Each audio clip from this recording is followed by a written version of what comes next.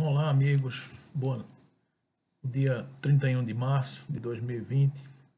Estamos aqui homenageando o nosso codificador Kardec, agradecidos pela oportunidade de conhecer esta doutrina encantadora que nos liberta de tantas informações, de tantas situações que nos prendemos e que nos questionamos durante a nossa vida.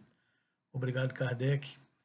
E no dia de hoje faremos dessa nossa palavra uma dupla função. Primeiro, a nossa mensagem diária que temos feito, e segundo, atender ao chamamento do nosso professor Humberto para que fizéssemos uma homenagem a Kardec nesse mês, nesse seu aniversário, no mês que se inicia, o mês de abril, o mês da codificação, do 18 de abril de 1857, e da codificação do Livro dos Espíritos, e o mês de homenagem a Kardec. Pois bem, escolhemos para falar um pouco com vocês sobre o livro O Céu e o Inferno, que é um dos livros do Pentateuco kardeciano, e vocês bem sabem que a Codificação Espírita de Kardec tem 5 livros, sendo o primeiro o Livro dos Espíritos, composto de 4 partes. A parte primeira das causas primárias, aquele livro filosófico que nessa parte primeira é como se ele estivesse perguntando de onde viemos. Na sua parte segunda, do mundo espírita ou mundo dos espíritos, é uma resposta para as nossas indagações de o que somos. Somos espíritos, não é? A terceira parte são as leis morais. As leis morais que nos simbolizam, nos direcionam o que estamos fazendo aqui, a necessidade da nossa transformação moral, o conhecimento dessas leis morais editadas por Jesus no Sermão do Monte de uma forma tão brilhante. E aqui nessa terceira parte do Livro dos Espíritos, Kardec nos orienta como é que se revelam essas leis divinas. E na quarta parte, que ele menciona com o título das Esperanças e Consolações, é aquela pergunta de para onde vamos, não é?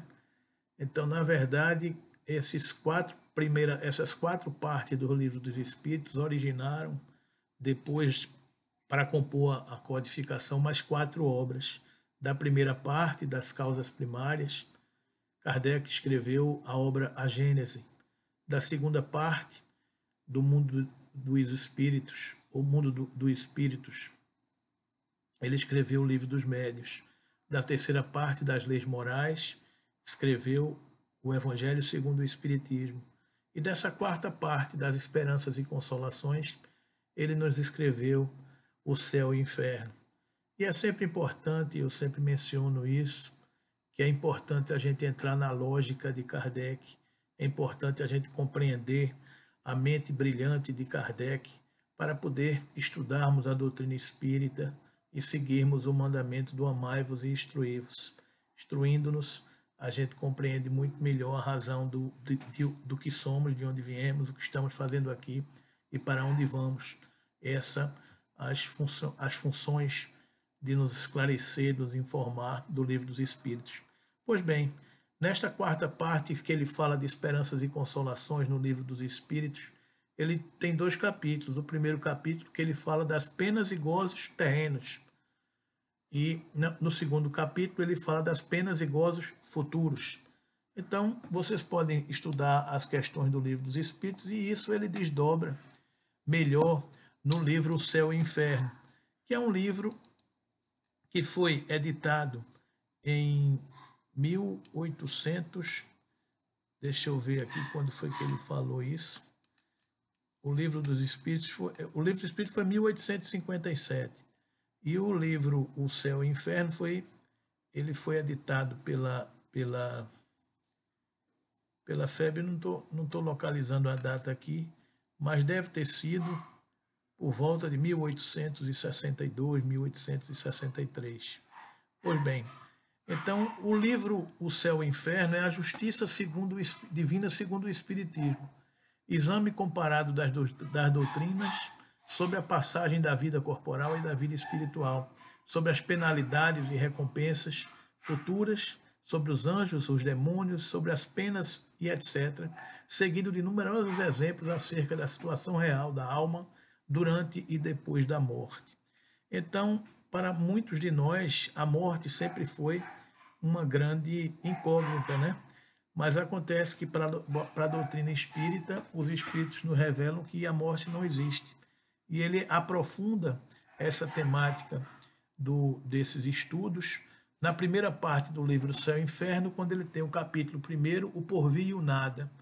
O segundo capítulo do livro Céu e Inferno é o temor da morte, causas do temor da morte. Por que os espíritas não temem a morte? Capítulo terceiro, ele fala sobre o conceito de céu. O capítulo quarto, o conceito de inferno, intuição das penas futuras, o inferno cristão, imitado do inferno pagão, os limbos, quadros do inferno pagão, esboço do inferno cristão. No capítulo 5, ele fala do purgatório. No capítulo 6, a doutrina das penas eternas, a origem da doutrina das penas eternas, argumentos a favor das penas eternas, impossibilidade material das penas eternas. A doutrina das penas eternas fez sua época. Ezequiel contra a eternidade das penas e o pecado original. No capítulo 7, ele fala das penas futuras, segundo o Espiritismo. A carne é fraca, princípios da doutrina espírita sobre as penas futuras, Código Penal da vida futura. Na segunda parte, ele fala ainda no capítulo 8, os anjos segundo a igreja, refutação, os anjos segundo o Espiritismo.